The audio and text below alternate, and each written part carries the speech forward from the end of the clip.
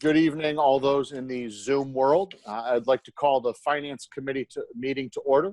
We are doing it virtually here this evening. It is Tuesday, May 12th, 2020 at 6 p.m. I'd like to call roll. Mr. Fury? Here. Mr. Bellin? I'm here. All right. Also in attendance this evening, we have Ms. Butchie Gross, our Finance Director, the Mayor, our Clerk of Council, Ms. Collins, Daisy Walker, and Sam Scafidi representing council this evening, and I believe some others may be joining. Moving on through our agenda here, I'd like I think that's Mrs. Stauffer. Yes. Mrs. Stauffer is also joining us this evening. She's frozen. You're frozen, Maureen. Okay. Do I need to re-enter? Star Wars. That doesn't sound good. Yes, he does. No, she has Brandon's out there and Jennifer. Hi, Brandon. Hi, Jennifer.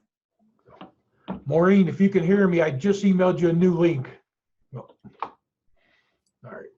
Oh, Mr. Maestros, I see he's also here in attendance this evening. So welcome all. All right.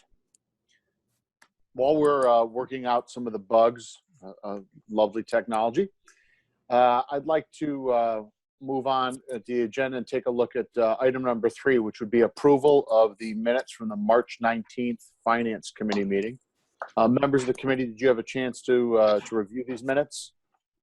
Yes, I did, and I make a motion that we accept the minutes as submitted. I'll second that motion.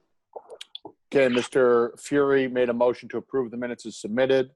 Mr. Bellin seconded that motion. All in favor, say aye. Aye. Aye. Minutes of the March 19th, 2020 Finance Committee meeting are approved as submitted. Moving on to the agenda, item number 4 is the procurement card program expansion. And I believe Ms. Butchie Gross is going to talk a little bit about that. Sarah, the floor is yours.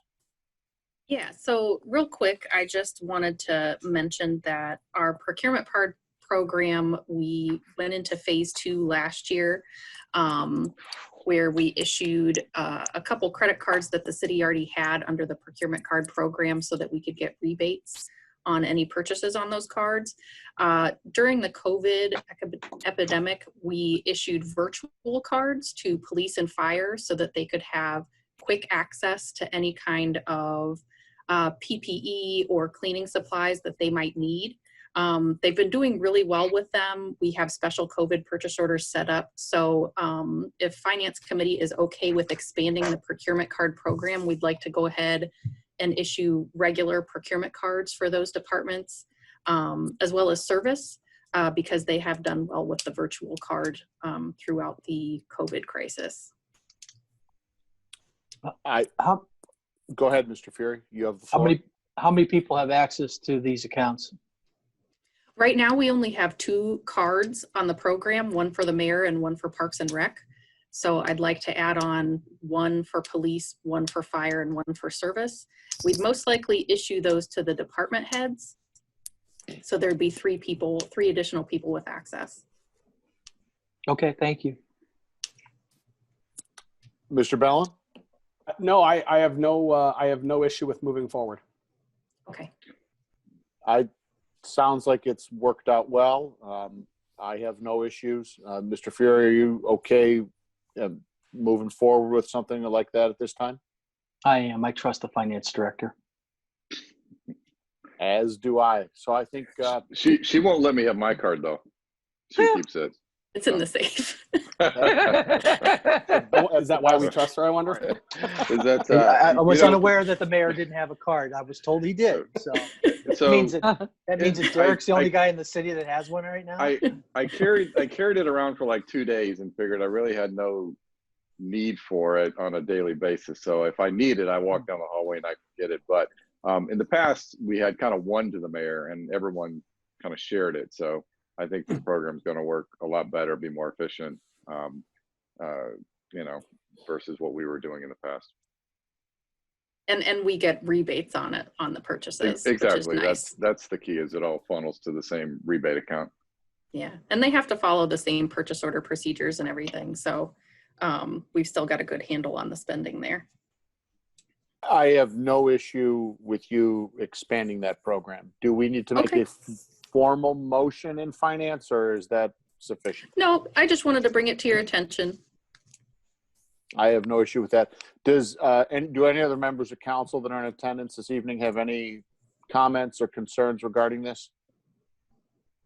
I'm No sorry. Thanks for asking. No, Okay. I'm good, Scott. Thanks. Yes. Perfect. All right. So hearing no objections. Wait, Scott, I didn't hear what it was. I'm sorry. This is the procurement card program expansion for department heads, specifically police, fire, service. Did I leave anybody out, Sarah? No, not at this time. Probably at some point we'll expand it further, but I think for right now, those are the folks that need it. Okay. Thank you. Mr. Fury? What's the account total limit? Is a $20,000 limit? Is a $100,000 limit? How much can you put on this account? We can change any card to be whatever we need it to be. For the total procurement card program, I believe the limit is set right now at $200,000, but that's because we pay the waste management bill through that program, so we can get a rebate on that. So, but We get a certainly rebate on $1.4 million. That's a good move. exactly. Yeah. And as well as our workers' comp payment, we get a rebate on. But the individual cards are nowhere near that. We keep it lower, between 5 and 20. Is the rebate 1%, 2%, or what is it? I believe it's 1%, and as long as we spend $1 million, we get another 0.5%.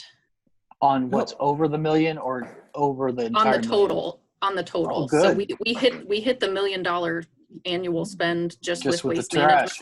management. Yeah. Yeah. Mhm. So yeah, I There's can a lot double of, check those percentages, but I think that's what Yeah. it is.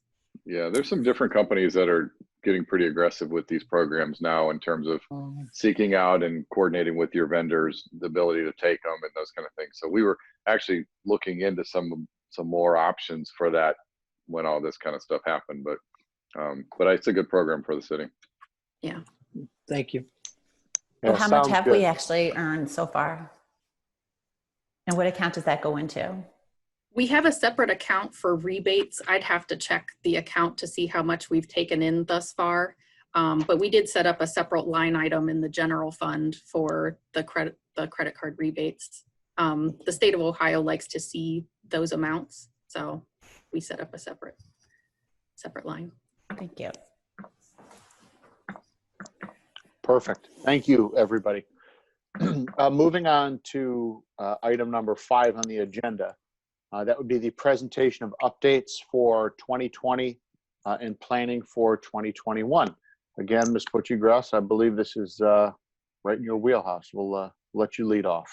Okay, so I'm going to attempt to share my screen here. We tested this today, so we'll see. It's the moment of truth. We need a drum roll. Hey, All right. there it is. Look at that. Okay. Good job. Good job, Sarah. Good job. Okay. Oh, very good. So everybody can see the presentation okay. Yes. You might want to move your pictures of people over to the left side of your screen. Versus the right side? Yeah, Right. because most of the slides are going to show the data on the right-hand side of the screen. So if you move everybody over to the left, you'll be able to see the most of the slide. Show active. Everybody good? Yes. Okay, great. Okay, so first we'll start off with a little recap of the general fund 2019 revenue and expenses. These are graphs you guys have seen before. On the revenue side, you see that we are heavily dependent on income tax. It runs about 85% of our general fund revenues, which held true for 2019. General fund spending, again, you've seen a chart like this. In those safety and service bars, that's where the most of our general fund money is spent. and then healthcare follows close behind. That healthcare number does include all general fund employees. So that's healthcare coverage for our service workers, our police officers, our firefighters, our parks and rec folk, and all of our administration. In that service bar, we do include building and engineering, just because those, to break them out, we don't want to have 10 different bars, 20 different bars on the graph, so it's a little easier to read. So that shouldn't be any surprise. We've seen charts like that before. So this is probably going to be the more new information, the departmental changes that we've gone through in the past couple months, that we've had a lot of meetings about with department heads and council, going over how we're going to move forward in 2020. So first off, we'll talk a bit about our enterprise funds. At the fitness center, we have reduced 3 of 6 full-time staff members at this time.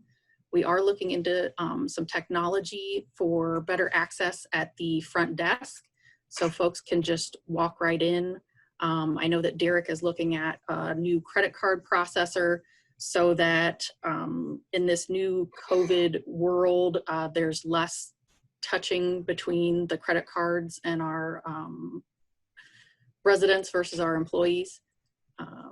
Obviously, the increased safety precautions for employees and patrons, that's going to apply to all of our departments, whether they're in City Hall or Enterprise Fund or Safety Services. And then over at Golf, we have reduced 1 full-time staff member over in Golf Maintenance. There will be legislation on the agenda tonight for council showing that capital expenses are canceled for 2020 for golf. The RFP has been issued for someone to take over the restaurant space in the new clubhouse. Are there any questions there at this time? No. No. No. Okay. The, All right. Not a question. Well, the responses to that RFP are due by the 25th of May. Is that correct? Mayor, is that correct? Or Dave? That's correct. Yes. Ted, your speaker's off. You can't hear you, Ted. Thank you. That's correct. Okay, May thanks. 20th. I'm sorry, I got kids playing outside my window. So yeah, that's they've got a little over 2 weeks, so like 2 weeks and 3 days. We've given a couple of tours. I gave one today, so it's people are interested. There's a lot of questions and a lot of comments and different things, but it's something that hopefully we'll get some people that are could be a good partner for us there, and we'll have to evaluate them once we get them all in. Thank you. So the building and engineering departments, we are looking at combining essentially those 2 departments. They did fall under sort of the same structure previously, but there are a lot of overlapping services. So we're going to share some administrative staff between those 2 departments. So we were able to reduce some full-time staffing there. They, again, are going to be looking at some technology to limit the interaction between residents and employees or contractors over in building and engineering. So they're looking at a new program that will allow for some more electronic submissions of plans and applications and fees. And they're also putting up some barriers and things like that as we look to reopen City Hall.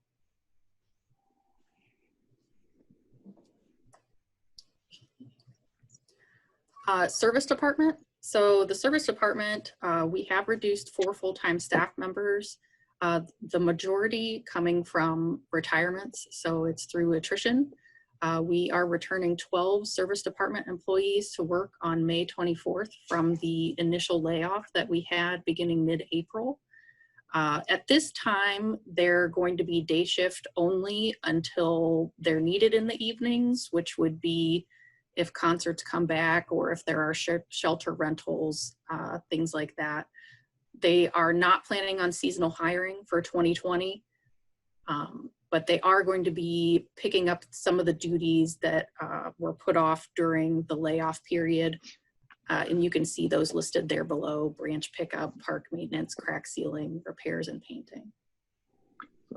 Is there any questions regarding the restructuring before I think she moves on? I do not. I have a question. Sure. You know, we're going to be bringing them back, and then they're going to be resuming the branch pickup and park maintenance and all of that. Would this require overtime for some of the service departments employees? No, there's no anticipation of overtime. So we'll be picking up those services. Those are typically daytime services. In the past, we've run a second shift, so we'll have to evaluate the second shift need, especially if the governor opens up the ability to have youth sports. So youth sports on our fields is what creates a lot of the second shift type work, just looking at bathrooms and emptying trash and doing all that kind of stuff. And they still, a lot of the two guys that were working second shift did a lot of cutting also. They would come in and basically start just cutting from whatever their assignments are. But there's no anticipation of overtime in the service department when the layoffs, people come back on the 24th, 25th. Oh, okay. All right. Thank you. Hey, Ted, have you had any order when that's going to be announced, or if we have any idea when the governor plans on making an announcement on summer activities? No, we've been watching it. I mean, today he did mention pools. He mentioned yesterday fitness centers, that there's committees looking at both of those, but there was no concrete date. Supposedly Thursday, there's going to be a potential announcement on the pools. So we'll see what happens.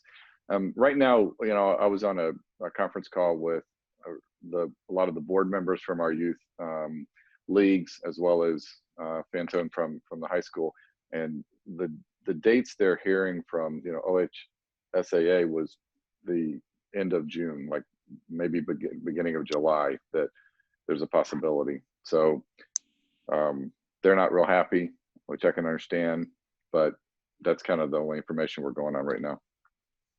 Okay. Okay. And the slab jacking and crack sealing, is that on sidewalks? Or the crack ceilings for the roads, but what's slab Crack sealing for the roads? Slabjacking is the program that we put into place where we're drilling the holes and we're leveling sidewalks in front of residents' house. Oh. So we typically go out for about 4 to 6 weeks in the summer, and get through as much of the city as we can. We kind of know where all the spots are, and we just have been slowly working our way through the city. So we can never do the whole entire city in one summer. So we've just been doing what we can, moving through neighborhoods. So I can't remember, Ted, is this then, if we don't get to it, is that the responsibility of the homeowners to make sure the sidewalks are level? Well, it always falls on the homeowner. Since we've started this program, we have been doing it. So if it was something that got really bad and then we could repair it, we would typically take care of it. We've kind of changed our point of sale program a little bit, that if it's just an unlevel crack, we're not enforcing that against the homeowner. We do note it, and we try to get over there. So, and it's challenging. I mean, it's challenging to get, in normal times, homeowners to invest the money in the sidewalks. And, you know, you get the city talking to home associations threatening homeowners, but most of the time it doesn't happen. So, you know, when I took over in 2015, we were having trips and falls and kids wrecking on bikes. So we started, you know, we put this program in place. Okay, thank you. Any other questions? No. All right, so now on to safety services. So a little later on in the presentation, we'll talk about our plan to hopefully stabilize the police and fire pension funds and dedicate some revenue for safety capital items. But we do want to make a commitment to maintain the officers and sergeants at the current staffing levels. We're going to continue to monitor dispatch for an increase in staffing needs over there. I know they were looking to get some part-timers this year. I'm not sure if they've been successful just yet. And then we're also looking at 3 new firefighters over the course of their contract once that comes forth. They're working on some funding through a SAFER grant right now as well.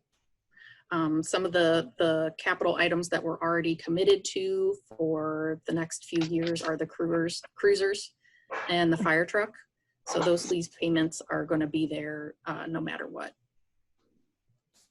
Any questions on safety services? No. No. Nope. Just an item to note with safety.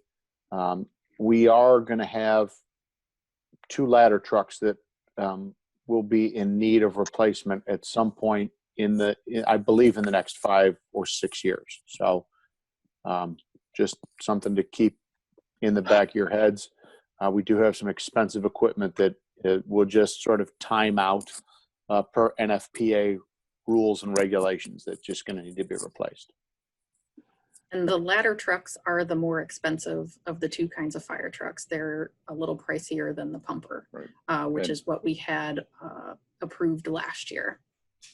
And I believe both of them are in for repairs right now in our service garage. So yeah, they're going to run into the same issue that we have with the pumper truck, which is they're going to come up against that re-inspection and need some work put into them, or we have to make the choice if we want to go ahead and get a new truck or 2.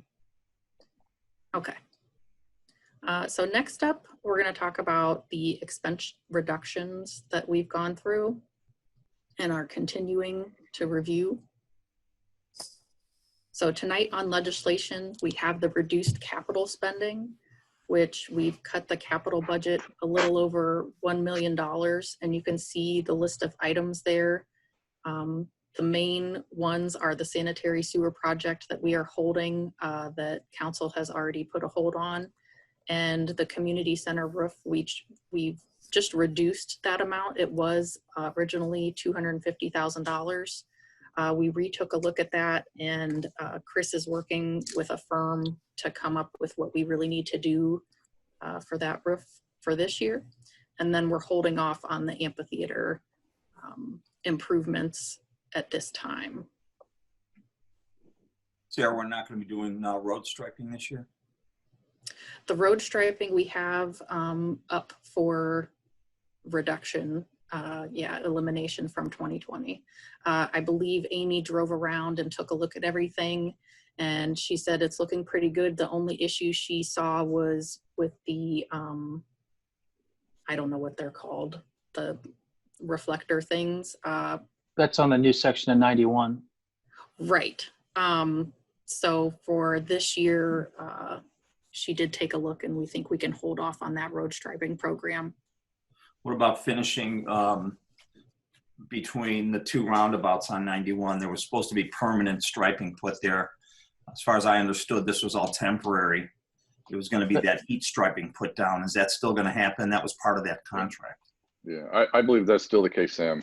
So there was supposed to be, is it thermoplasty, the type of that's supposed to be laid, that's supposed to be more reflective. So I believe that's still part of their punch list to finish up. Okay. Okay. Mm-hmm. So Sarah, I'm sorry, Sarah, if I'm looking at this properly, then there's a $1.1 million capital reduction, and then there is a $1.6 million annual reduction in staffing. Right. That annual reduction in staffing is for a full year. Right. So we won't see those cost savings this year. And some of that is going to be offset by unemployment expense, while the workers that have been displaced look for other employment. Okay. But the 1.1 million in capital, though, will be realized in 2020? Yes. Thank you. Yeah, capital and infrastructure. Probably should have put that on there. Mhm. So the other side of the slide is about the continued staffing reduction.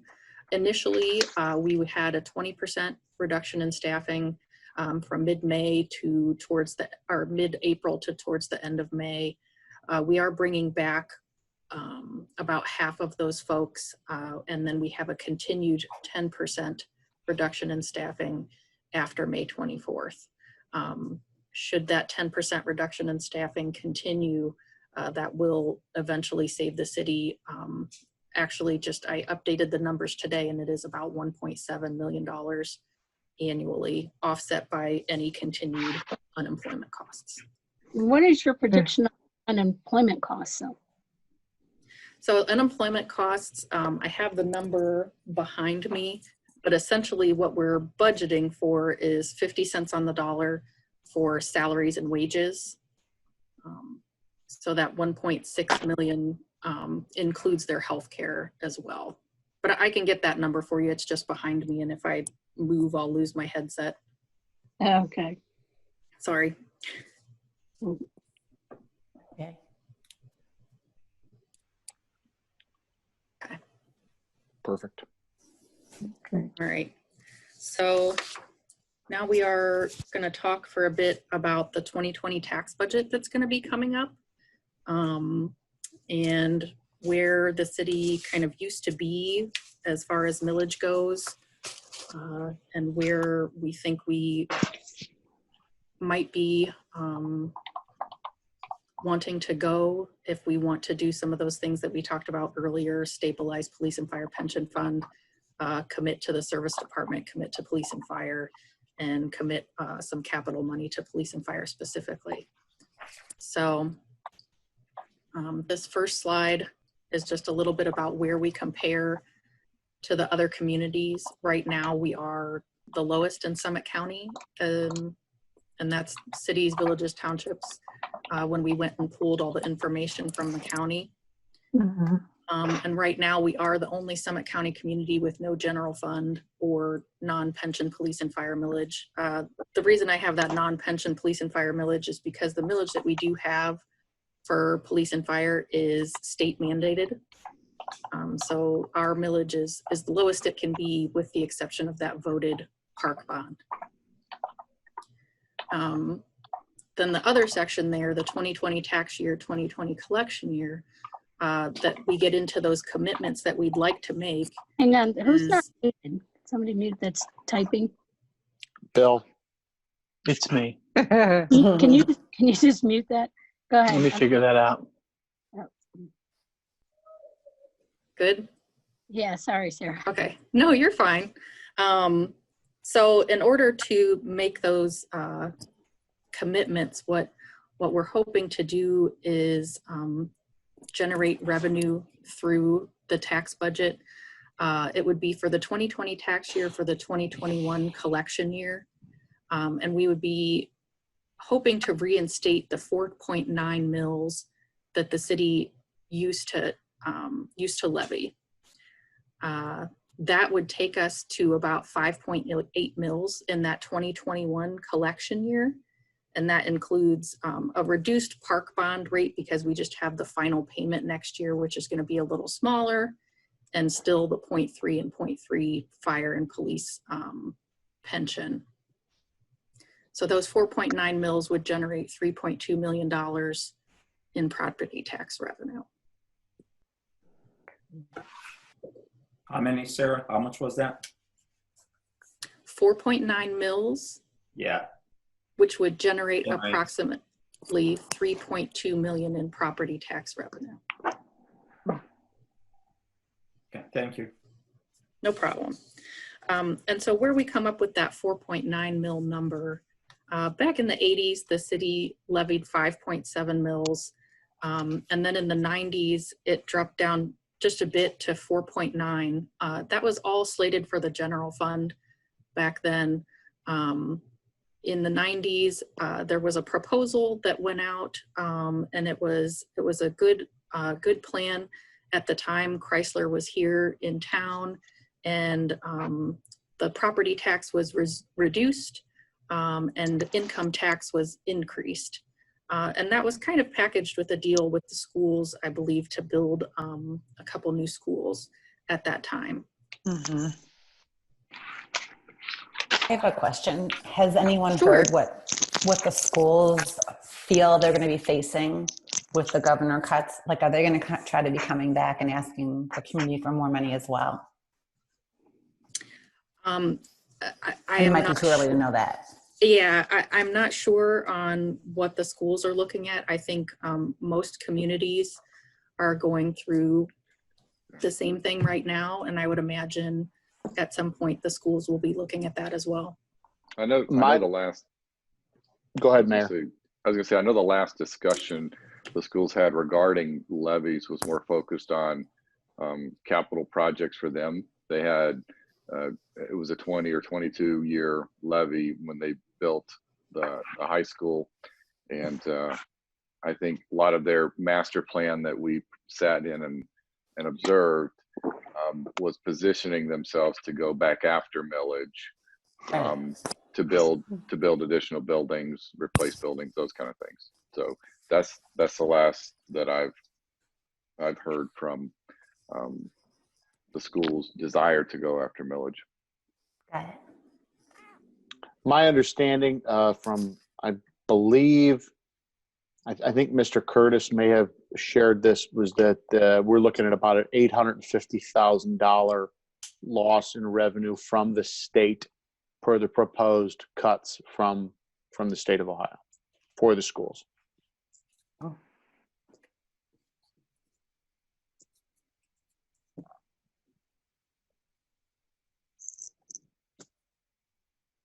Okay. So those 4.9 mils that we are talking about, what that structure would look like is an additional 0.7 to both police and fire pension, which would stabilize both of those funds. And we'll take a look here in just a moment of how much the general fund has subsidized those areas over the past few years. So the total millage for police and fire pension would be 1 mil each. Excuse me. We would put 1 mil into capital dedicated to safety service equipment, as we talked about previously. And then the remaining 2.5 mils would be for general fund.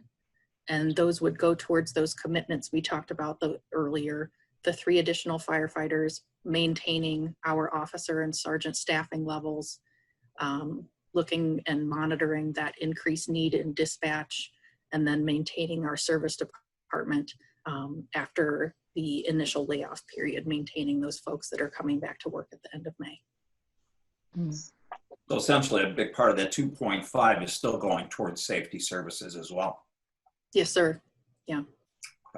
Can we, can that be changed, or is that the way it will be no matter what? Like, can we say later, if this were to go about, we could later say, well, we changed our mind, now we're going to put it towards something else. Can you do that, or is this set in stone? So you set the millage every year. So, you know, we went through this last year and the year before. So if we believe that our millage, you know, would be better used in different areas, we take a look at that every year. Every community does.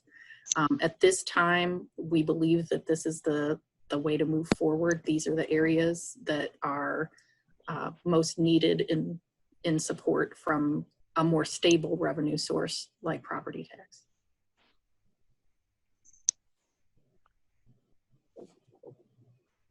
The finance committee, Mr. Fury and Mr. Bellin, and I have met on several occasions with the finance director and the mayor to kind of formulate a plan that would earmark this money towards essential services.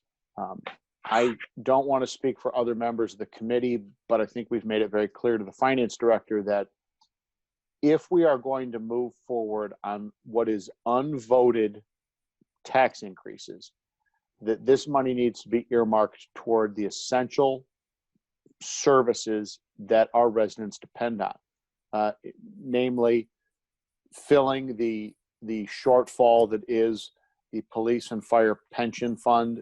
Those are commitments that have been made year after year after year that we've had a shortfall of.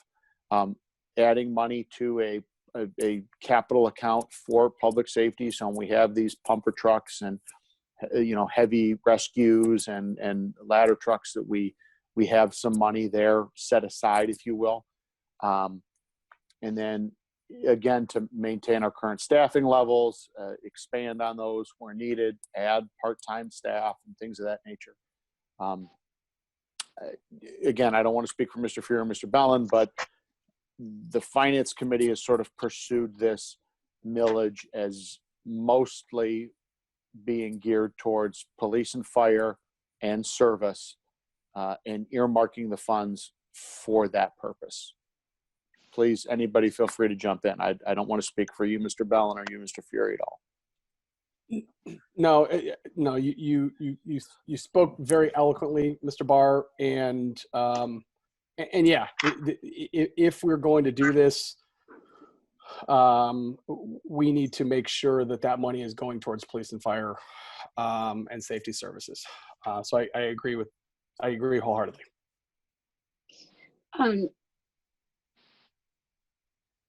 Is there a reason why you want to do it unvoted on? Have you had that discussion?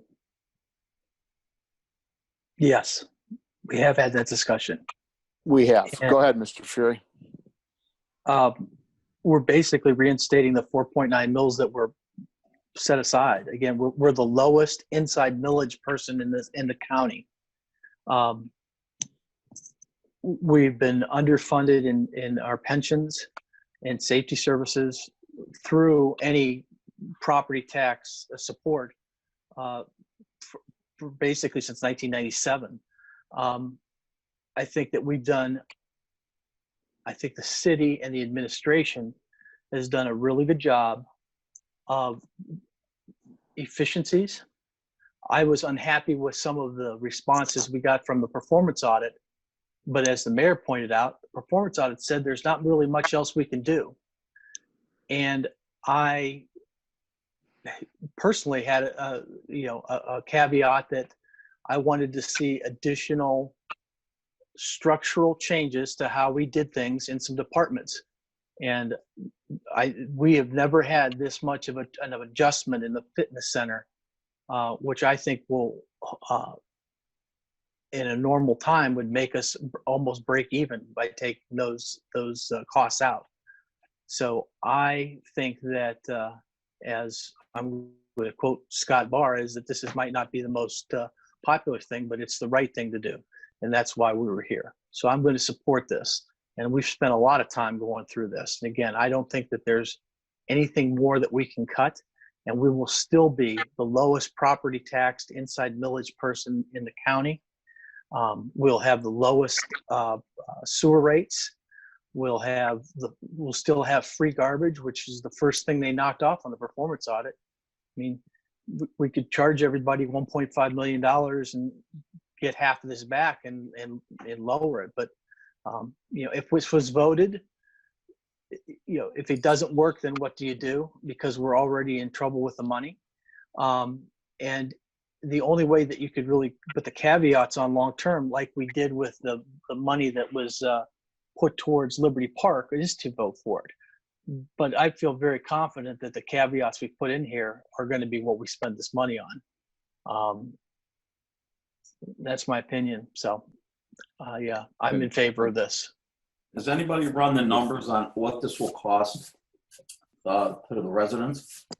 We have that on a coming slide. Okay. So, and I just want to share a little bit.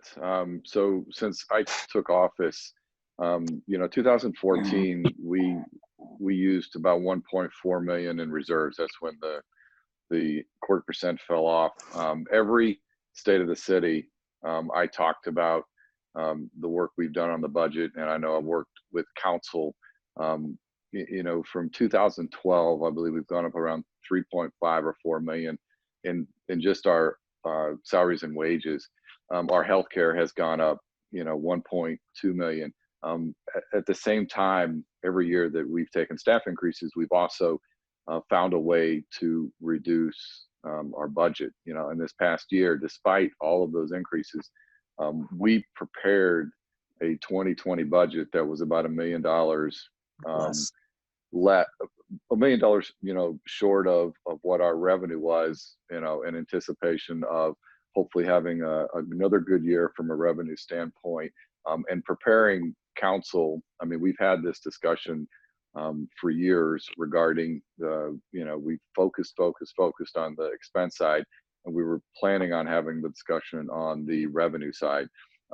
Unfortunately, COVID hit, and, you know, in my mind, I think it both expedites the need to do something, as well as shifts the responsibility to myself and council to do something sooner than later. And inside millage, with all the other circumstances that are in favor of inside millage or a charter millage, I think this is a great, I don't say great time, but the best time to do it, because we've been forced into this position of where we're going to look at, you know, 2020. And, you know, some of these changes we've made have been extremely challenging. I mean, I you know, it's not been the kind of year I expected as mayor going into 2020. But, and I know this is really difficult for council in light of all that's going on, but, you know, we have a great community that, you know, I think it expects and wants the kind of services that we're able to provide, but you know, it's difficult to continue to provide those services year after year on the exact same budget. So I, you know, would hope council would support this. The big takeaway, if you look at $4.9 million, I'm sorry, 4.9 mils, generating roughly $3.2 million annually. Roll back a couple of slides. We've cut $1.6 million of payroll expense. So in addition to capital cuts this year, which total 1.1 and change, and an annual going forward cut of 1.6 million annualized, I mean, essentially, due to the situation we're in, we've cut almost the same amount of money that we're asking for. I mean, we're within $500,000 of that. I don't want to sound like I'm talking out of both sides of my mouth, because the finance committee has been looking at ways to increase revenue for a considerable amount of time now. Again, the big takeaway for me is that we shore up our commitments to the police and fire pension fund. We put some money towards police and fire capital expenditures, which we have. I mean, everybody acts like it's a big surprise that a fire truck wears out and we need to replace it. We have to do this. It's the right thing to do. As Mr. Fury stated earlier, these aren't popular decisions. They're not fun decisions. They're the right decisions. And again, earmarking this money towards public safety and public works it was kind of the direction that Mr. Bellin, Mr. Fury, the mayor, and the finance director, you know, we all kind of came together on that. As well as the request to see what we could do as far as reducing our headcount. I mean, we started this a long time ago, and there were certain. Again, and I think that was really challenging for the mayor and the administration, because some of those people were longtime employees that were friends, as well as worthwhile to do their jobs. But we found a way to do it $1.6 million less. And again, I think that's the right thing to do. This is not something, I don't think this should surprise anybody. We've been looking at this for 5 years. Mm-hmm. In the interest of time, Ms. Butchergrass, you want to continue with the presentation? We can address questions kind of as we continue forward.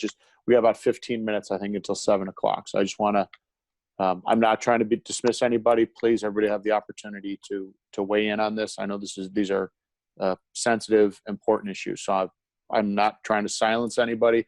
I just want Sarah to get through something that I know she's worked very hard on. So I'm going to give you the opportunity to do that. Or we just have a few more slides. Thank you. Okay. So the police and fire pension fund support, just a number there for everybody to take a look at. Since 2014, and this does not include any support that we've provided in 2020, we're talking about $5.2 million in support from the general fund to fund the police and fire pension areas in the budget.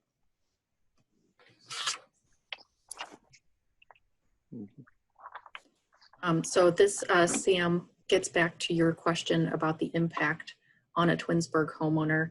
I have it broken down here two different ways. The county provides us an estimate of the cost to the homeowner on a $100,000 home.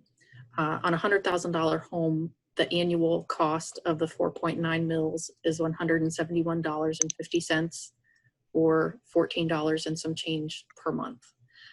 The average home value in Twinsburg, and I just grabbed that offline, is $240,000, but I do believe that to be a fairly accurate number. The annual cost to the average Twinsburg household is $411 a year to support these 4.9 mils. So that's about $34 a month. And just a few notes on property tax. Historically, especially in a community like Twinsburg, property tax revenue is more stable than income tax when we feel an economic crisis like what's happening right now. So decreasing the city's dependency, like we have noted there, on income tax, it is very important in times like these. And it's why a lot of those other communities, like we talked about before, do have charter millage or property tax assigned to general fund, because it's a more stable revenue source. And again, the property tax, the billing, the residents would not feel this impact until 2021. We set the rate in 2020 to be collected in 2021.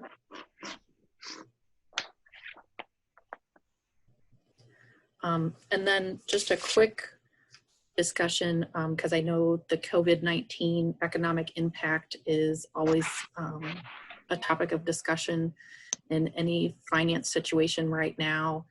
So just a couple highlights. We've already talked about that RETA estimates a $2 million loss and a $3.5 million delay in income tax revenues this year.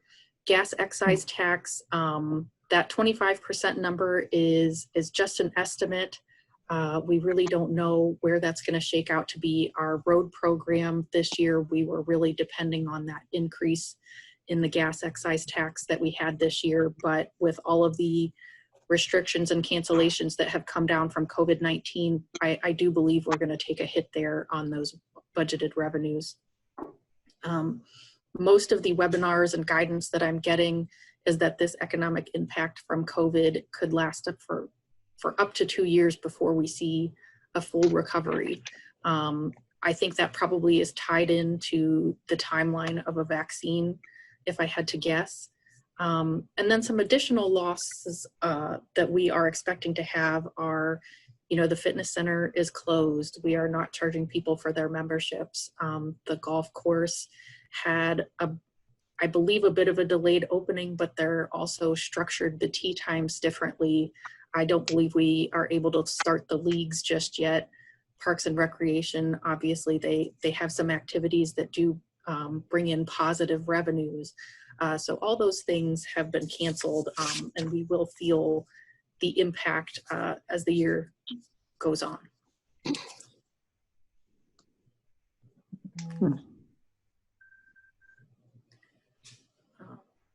Okay. Okay.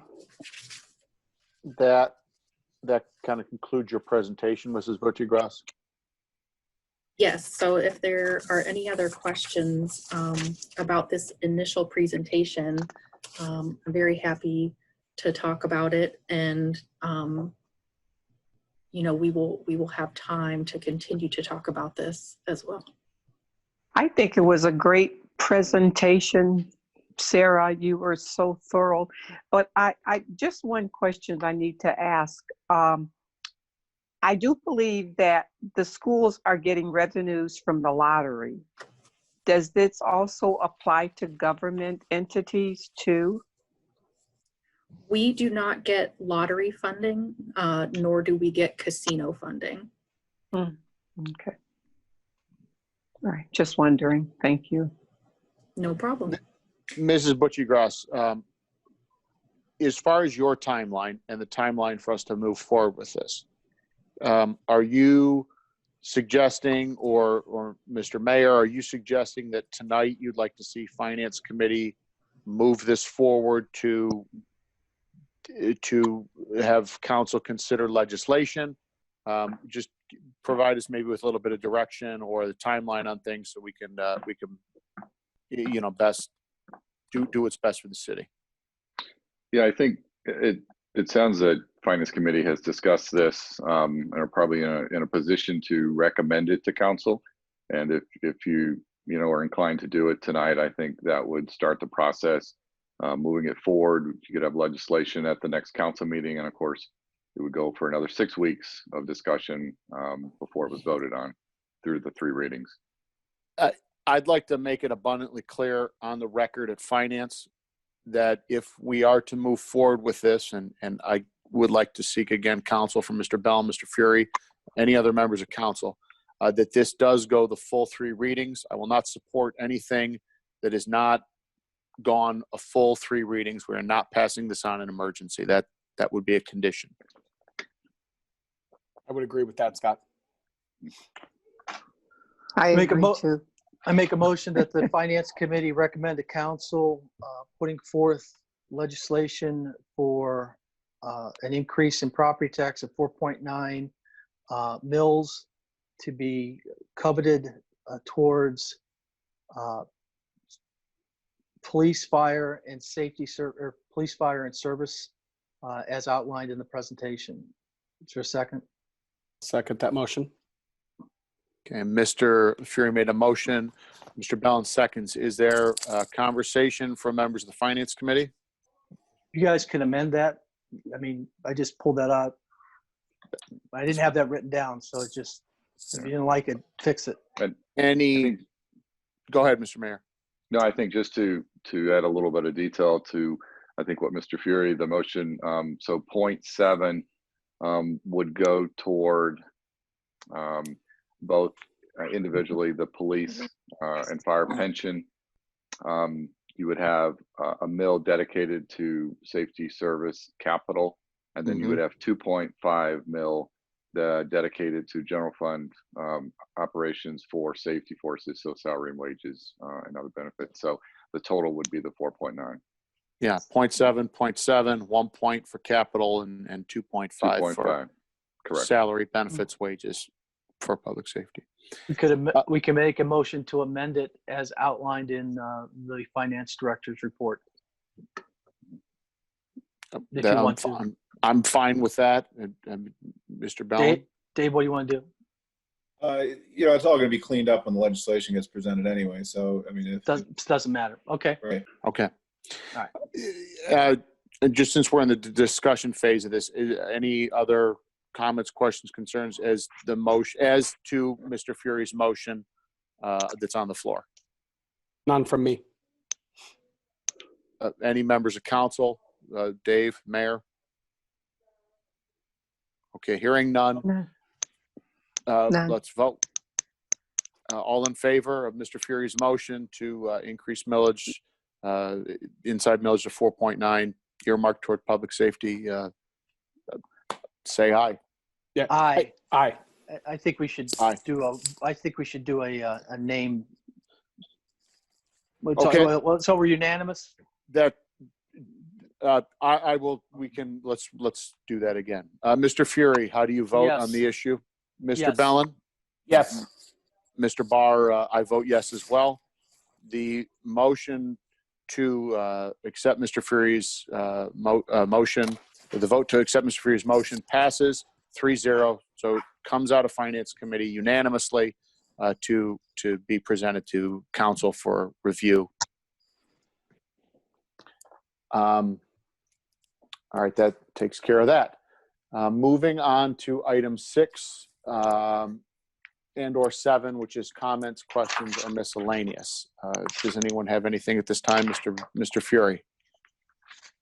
There was some additional information given out to the Finance Committee by the Finance Director, and in it, it had the property tax community rankings, property tax comparison, and that I think that only went to the Finance Committee. So I'm going to bounce this out to the rest of council at this point. I got It's it. just, We got it. you did? I'm Yeah, I sorry. went to the city. Oh, I see it now. Oh, my mistake. I don't have Okay. anything else. Thank you. Mr. Bellin, No, sir, nothing further. members of council, mayor, or Mr. Maestros, anything this evening? No, Nothing else from me. nothing. That would move us to item number 8 on the agenda, which is the next meeting date. So at this point in time, our next meeting is tentatively scheduled for May 26th, 2020 at 6 p.m. Only because we have a couple of minutes. Mr. Maestros or Mr. Mayor, any idea if this is going to be a Zoom meeting or if we're going to be able to resume in-person, properly socially distanced meetings anytime soon? I have no guidance that the next meeting will be a in-person meeting. I believe it probably will be Zoom. Hopefully by the end of May, we're going to have some guidance on public meetings, and hopefully we can get back together. I'd prefer to be in the same room with you guys. Yeah, I do miss I do seeing too. everybody. Yes. Likewise. Well said. Yeah. Okay, nothing further on the agenda. Mrs. Butchiegross, you're good to go? Okay, she's smiling. That's always a positive sign. Then I'm going to adjourn the Finance Committee meeting for Tuesday, May 12th at 6:57 p.m. Thank you, everybody. Stay healthy, and we'll see you at caucus here in a little bit.